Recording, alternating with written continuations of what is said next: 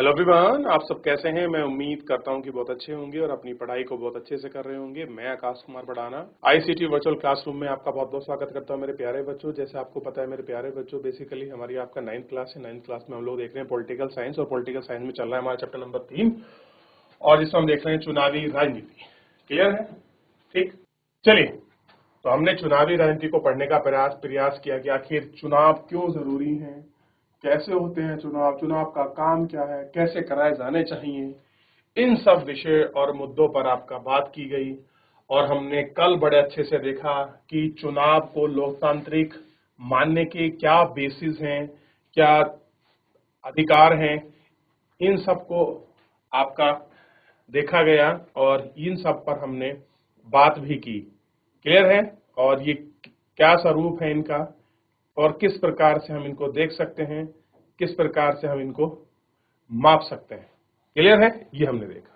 हो गया? चलिए ध्यान देते हैं। ठीक, चलिए देख लिया। और फिर हमने देखा राजनीतिक जो आपकी प्रतिद्वंदिता है वो क्यों है और किस प्रकार है, इसको हम लोग आपका देखना था। इस पर हम लोगों को बात करनी थी। इसी के आधार पर हमने बहुत सारी चीजों को पढ़ा, देखा, और हमने कल देखा कि चुनाव हमारी प्रणाली क्या है, हम वोट कैसे गिरते हैं, चुनाव कैसे होते हैं, हर 5 साल में निर्धारित किया गया है। यह एक निश्चित समय में जो आपका निर्धारितता है वो कैसे है, किस आधार पर है। इन सब चीजों को हमने देखने, जानने और पढ़ने के लिए हमने कोशिश की भैया आखिर में ऐसा क्यों है। हरियाणा के एग्जाम्पल के साथ हमने चीजों को पढ़ा। तो इतना कल हम लोग आपका देख चुके थे। आज फिलहाल हम लोग उससे आगे बढ़ेंगे। मैं पूछना चाहता हूं, अगर किसी बच्चे का कोई डाउट है, कोई क्वेरी है, मेरे प्यारे बच्चों, आप मुझसे लाइव जुड़कर चैट के माध्यम से कोई अपनी क्वेरी, कोई अपना डाउट, कोई क्वेश्चन है, आप मुझसे पूछ सकते हैं। एक बार देख लीजिए, फिर हम अपने चैप्टर की तरफ, जहां तक हम लोगों ने कल कंप्लीट कर लिया था, उससे आज हम लोग आगे अपना कंटिन्यू करेंगे। क्लियर है? कोई डाउट किसी बच्चे का, कोई क्वेरी, देख लें आप एक बार। चलिए आगे बढ़ जाए। अभी ये कल मैं आपको दिखा चुका था कि निर्वाचन क्षेत्र क्या होता है, तो आपके सीटें कैसे बनती हैं। ठीक, कल हमने ये भी पढ़ा, और कल हमने साथ में ये भी देखा जो एमएलए हैं और जो एमपी हैं, आपका मेंबर ऑफ आपका पार्लियामेंट का जो आपका निर्वाचन क्षेत्र है वो कैसे अलग है। क्लियर है? ये हम देखा, ये हमने आपका देख चुका है। क्लियर है? आइए, तो कल हमने पढ़ लिया था कि प्रतिनिधि अपने प्रणाली में काम करते हैं, चुनाव करते हैं, और प्रत्येक क्षेत्र कैसा होता है, ये आपका निर्वाचक क्षेत्र होता है, उसमें बटे होते हैं। एक क्षेत्र में रहने वाले मतदाता अपने एक प्रतिनिधि का चुनाव करते हैं। कोई क्षेत्र है, कोई मतदाता सूची है, उसमें क्या करते हैं, अपने प्रतिनिधि का चुनाव करते हैं। लोकसभा चुनाव के लिए देश में 543 निर्वाचक क्षेत्र हैं, यानी कि ऐसे समझिए कुल मिलाकर आपकी लोकसभा की 543 सीटों पर चुनाव होता है। भाई अगर 543 निर्वाचन क्षेत्र हैं, कहां पर, लोकसभा चुनाव के लिए, तो उन सीटों पर भी तो क्या हो रहा है, निर्वाचन हो रहा है। कितने पर, 543 सीटों पर। कौन चुन के भेज रही है, सीधा जनता इनको वोट कर रही है, जिनको हम चुनने के बाद क्या बनते हैं लोग, एमपी बनते हैं, मेंबर ऑफ पार्लियामेंट का चुनाव होता है। अब आप मुझे बताएंगे उत्तराखंड में लोकसभा की कितनी सीट हैं, आप मेरे को बताएंगे। आपको बताना है उत्तराखंड में लोकसभा की कितनी सीटें हैं। चलिए खोजिए, बताइए बेटा फटाफट। ठीक है, अब बताइए। 543 का निर्वाचन है और हर क्षेत्र में चुने हुए प्रतिनिधियों को सांसद सदस्य कहते हैं। हम क्या कहते हैं कि भैया हमारा सांसद का चुनाव हुआ था और हमारे यहाँ लोकसभा क्षेत्र, निर्वाचित क्षेत्र से इन व्यक्ति को सांसद बनाया गया। क्लियर है? जल्दी बताइए कितनी सीटें हैं उत्तराखंड में लोकसभा की। लोकतांत्रिक चुनाव एक विशेषता है। कैसी है? विशेषता है, उसकी क्वालिटी है, हर वोट का बराबर मूल्य है। सबसे अच्छी बात क्या है, प्रत्येक वोट का कैसा है, बराबर मूल्य है। ऐसा नहीं है कि अमीर के वोट की वैल्यू ज्यादा है, गरीब के वोट की वैल्यू कम है। ठीक, इसलिए हमारे संविधान में व्यवस्था है कि चुनाव क्षेत्र में मतदाता संख्या काफी हद तक एक समान हो। इस प्रकार प्रत्येक राज्य को उसकी विधानसभा सीटों के हिसाब से बांटा गया है। कैसे है कि प्रति एक राज्य की विधानसभा सीटों के हिसाब से बांटा गया है। ठीक, अब आप देखते हैं जैसे हरियाणा में हमने अभी 90 देखा, उत्तराखंड में, अच्छा अब यहां एक जिक्र और आया है कि विधानसभा सीट। अब आप मुझे बताओगे कि हमारे यहाँ विधानसभा सीट कितनी है। अब आपको ये भी बताना है, बताइए। अब आपको विधानसभा की सीट बतानी, तो लोकसभा की कितने सीटें हैं मैं आपको बता दूं आपकी जानकारी के लिए। उत्तराखंड में लोकसभा की 5 सीटें हैं जिन्हें हम सांसद चुनाव करके भेजते हैं, चुनकर भेजते हैं। क्लियर है, ध्यान रहेगा, आगे बढ़े। अब आपको बताना विधानसभा की, आप खुद ढूंढिए, मैं नहीं बताऊंगा आपको। इन सीटों का निर्वाचन प्रतिनिधियों के माध्यम को विधायक कहते हैं। जब निर्वाचक क्षेत्र जो विधानसभा की सीटों को आपका चुना जाता है, उन चुने हुए व्यक्ति को क्या कहते हैं, विधायक। तो क्लियर होना चाहिए, विधानसभा की सीट का अगर कोई सदस्य चुनकर आता है तो हम उसको विधायक कहते हैं। लोकसभा के निर्वाचन क्षेत्र से अगर कोई व्यक्ति चुन के आता है हम उसको सांसद कहते हैं। प्रत्येक संसदीय निर्वाचन क्षेत्र में विधानसभा के कई निर्वाचन क्षेत्र आते हैं। हो सकता हो कि एक कोई आपका सांसद का चुनाव है, कोई आपका संसदीय चुनाव है, उस संसदीय चुनाव के अंतर्गत क्या होता हो, ध्यान दीजिए, कई आपका निर्वाचन क्षेत्र में कई आपके विधानसभाओं के निर्वाचक क्षेत्र आते हैं। और कल मैंने इस चीज को बड़े अच्छे से आपको बताया था और समझाया भी था। मैंने कल मैप बनाया था ना एक अपने हाथ से, ये वाला, और मैंने कहा था कि ये जो कलर है ग्रीन सा, ये मैंने दिखाया कि आपके क्या है, विधानसभा क्षेत्र है। क्या बताया था कि ये आपके विधान सभा क्षेत्र। हो सकता है कि कई विधानसभा क्षेत्र मिलाकर एक क्या बनाते हो, लोकसभा क्षेत्र बनाते हो। ये आपको पता होना चाहिए। ठीक, ये ध्यान रहे आपको। पंचायतों और नगर पालिका चुनाव में यह तरीका अपनाया जाता है। प्रत्येक पंचायत को कई वार्डों में आपका बांटा जाता है। छोटे छोटे निर्वाचक क्षेत्र हैं। प्रत्येक वार्ड से पंचायत या नगर पालिका के लिए एक सदस्य का चुनाव होता है और कई बार निर्वाचन क्षेत्र में सीट भी कहा जाता है। प्रत्येक सांसद या विधानसभा की एक सीट का प्रतिनिधित्व करता है।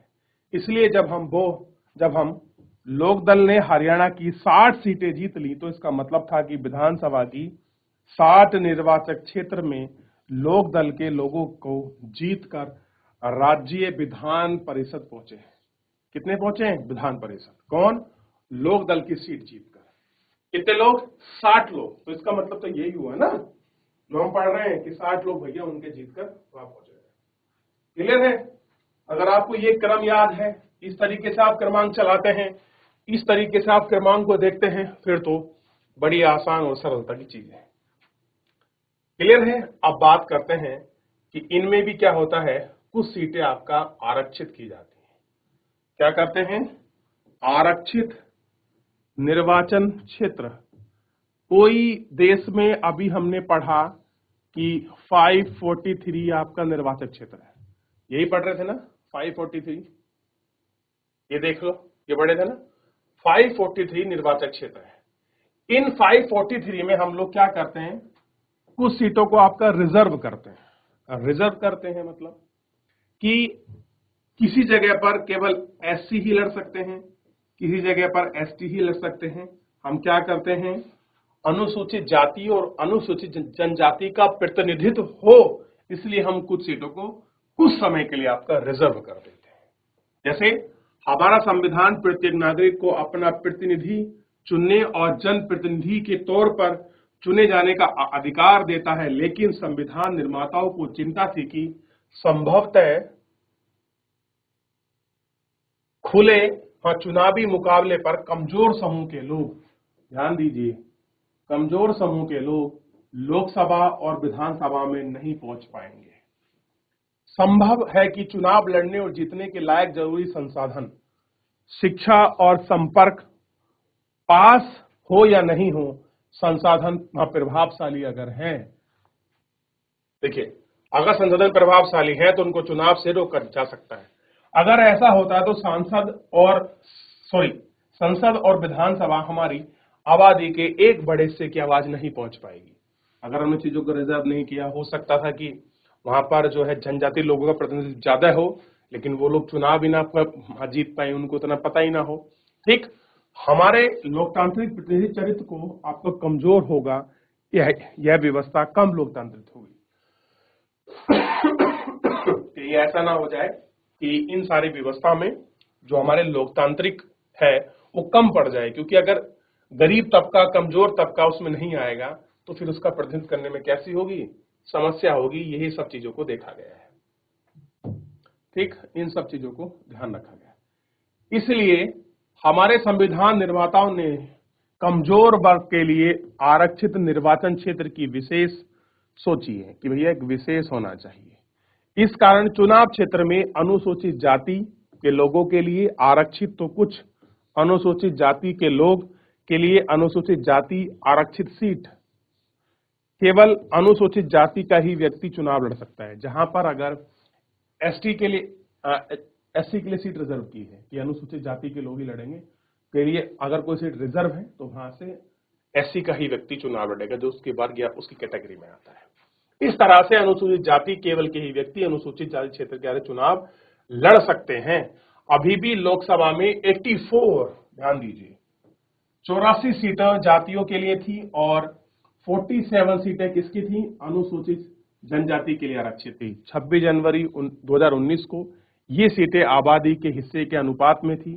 अनुसूचित जाति और अनुसूचित जनजाति के आरक्षण के लिए किसी एक समूह के उचित हिस्सों में कुछ नहीं लेती। तो ये ध्यान रखना है कि कैसे आपका सीटों का निर्वाचन किया जाता है और निर्वाचन का मुख्य उद्देश्य क्या है और किस प्रकार हमारे संविधान निर्माताओं ने ये सोच को रखा था, इसको आप इसमें देख सकते हैं। उन सोच का, उस विचार का नजरिया आपको स्पष्ट दिखाई देगा।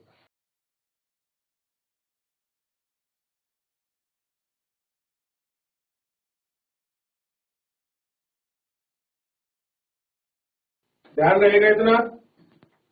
चलिए आगे बढ़ जाते हैं। यहाँ तक कोई डाउट, कोई क्वेरी?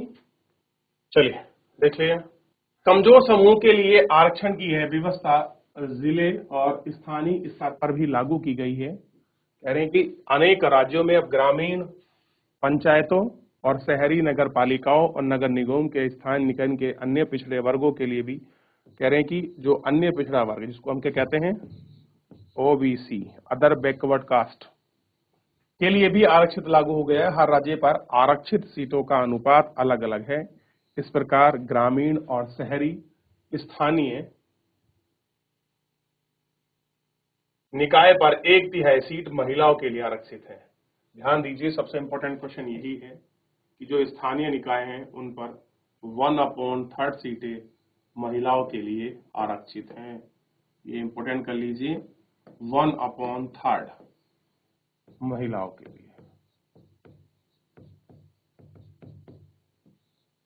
कहां पर? पंचायत के जो चुनाव है, अभी लोकसभा में नहीं हुआ है, राज्यसभा में, ये ध्यान रखना। जब एक बार निर्वाचन क्षेत्र का फैसला हो जाता है तब यह तय किया जाता है कि कौन वोट दे सकता है और कौन नहीं। इस फैसले को अंतिम दिन के लिए ही किसी के भरोसे नहीं छोड़ा जा सकता। लोकतांत्रिक चुनाव में मतदाता की योग्यता रखने वाली सूची चुनाव से काफी पहले आपके तैयार कर ली जाती है और हर किसी को दे दी जाती है। इस चुनाव को आधिकारिक रूप से मतदाता सूची कहते हैं। आम बोलचाल में इस वोट के लिए वोटर लिस्ट कहा जाता है। क्या कहते हैं इसको? हम वोटर लिस्ट कहते हैं। ठीक, एक वोटर का कदम, क्योंकि उसका कुछ संबंध लोकतांत्रिक चुनाव की पहली अपनी शर्त प्रक्रिया चुनाव के लिए हर किसी को अवसर देने से। पहले हमने सार्वभौमिक वयस्क मताधिकार के बारे में पढ़ा था। इसका मतलब यह है कि हर किसी को मत देने का अधिकार होना चाहिए। हर मत का समान मोल होना चाहिए। जब तक ठोस कारण ना मिले किसी को मत से वंचित नहीं रखा जाएगा। क्या करेंगे? कोई मत है, हम उससे आपका वंचित नहीं कर सकते। अलग अलग नगर मामलों में एक दूसरे से भिन्न है और कोई अमीर है, कोई गरीब, कोई बहुत पढ़ा लिखा, तो कोई काम या एकदम अशिक्षित, कोई दयालु है, कोई नहीं। तो हर किसी को इंसान है और अपनी जरूरतों और विचारों के अनुरूप समाज में योगदान करता है। इसलिए सभी को प्रभावित करने और निर्णय की सबकी भागीदारी होनी चाहिए। कैसा हो? उन सब के लिए ये भागीदारी आपका सुनिश्चित की जाए और इन भागीदारी को हम दिखाया जाए। तो मतदाता सूची क्या है? जो आपका चुनाव आयोग तैयार करता है कि एक किसी मतदान क्षेत्र में कितने मतदाता हैं जो लोग वोट करेंगे, उसकी भी सूची बनाई जाती है। क्लियर है? क्या होता है? उसकी सूची बनाते हैं और वो सूची हमको दिखाएंगे।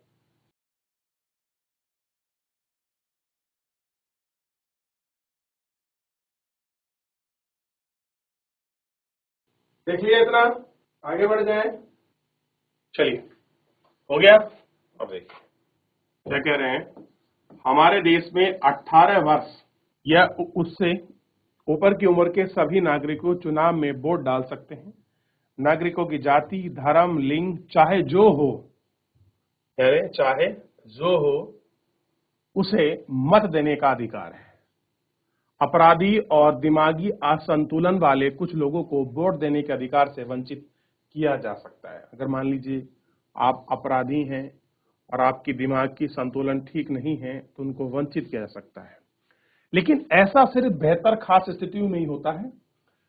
सिर्फ मतदाताओं का नाम मतदाता सूची में हो, यह व्यवस्था करना सरकार की जिम्मेदारी है। क्योंकि अगले चुनाव में लोग मतदाता बनाने की उम्र आज तक जाते हैं, इसलिए चुनाव पूर्व मतदाता सूची में सुधार किया जा सकता है। लोग उसे इसके बारे में बाहर चले जाते हैं या उनकी मौत हो जाती है, इस नाम को काट दिए जाते हैं। 5 साल में मतदाता सूची का पूर्णतः नवीकरण किया जाता है। मतदाता सूची को एकदम ताजा रखने के लिए पिछले वर्षों में चुनाव के फायदे पहचान फोटो पत्र की व्यवस्था की गई है। सरकार ने मतदाता में सभी लोगों को यह कार्ड देने की कोशिश की गई है कि वोट देते जाते समय मतदाता का पहचान पत्र साथ रखना चाहिए, जिससे कि वोट कोई दूसरा ना डाल दे। मतदाता के लिए यह कार्ड अभी भी अभियान नहीं हुआ है कि वोट देने के लिए मतदाता राशन कार्ड, ड्राइविंग लाइसेंस जैसे पहचान पत्र भी दिखा सकता है। अगर आपका नाम वोटर आईडी मतदाता सूची में है, जरूरी नहीं कि आपके पास वोटर आईडी हो। आप उसके अलावा कोई अन्य माध्यम भी है तो आप जा सकते हैं, जैसे पैन कार्ड हो गया, बैंक की पासबुक होगी, राशन कार्ड हो गया। इसके माध्यम से भी आप चुनाव में जो है वोट डाल सकते हैं और आप इस तरीके से वहां कर सकते हैं। क्लियर है? तो ये सारी चीजें आपको देखना गया होगा। चलिए, अब मैं एक आपको काम दे रहा हूं जो आपको करना है। क्लियर है? सबसे पहले आपको कुछ चीजें नोट करनी है, तो आप उन चीजों को नोट करिए। जैसे आप नोट करिए, टोटल लोकसभा की जो आपका निर्वाचित सीटें हैं वो कितनी हैं? 543 है। 543। ठीक, देख लिया। उसमें से ये 412 सीटें सामान्य हैं, 84 सीटों पर एससी और 47 सीटों पर एसटी क्या करती है? चुनाव लड़ती है। और इसमें दिखाया गया है अनुसूचित जाति और अनुसूचित जनजाति के लोग। क्लियर है? देखिए, आप इनको कॉपी करिए, लिखिए और आपके पेज पर ही नीचे की साइड लिखी गई हैं कहां पर कितनी विधानसभा सीट लोकसभा की सीटें हैं। तो मैंने आपको बताया था उत्तराखंड में 5 लोकसभा की सीटें हैं। अब आपको नाम लिखने हैं उनके, आपको नाम लिख कर लाने हैं। क्लियर है कि कौन कौन सी आपका लोकसभा का सीट है। जैसे एक काम बता देता हूं, एक है टिहरी। ठीक, अब आपको 2, 3, 4 और 5 आपको नाम लिखना है। ठीक है? चलिए, तो आप एक बार इनको देख लीजिए, आप कर लीजिए। फिलहाल जो है आज के लिए इतना ही, मिलेंगे नेक्स्ट लेक्चर में। धन्यवाद।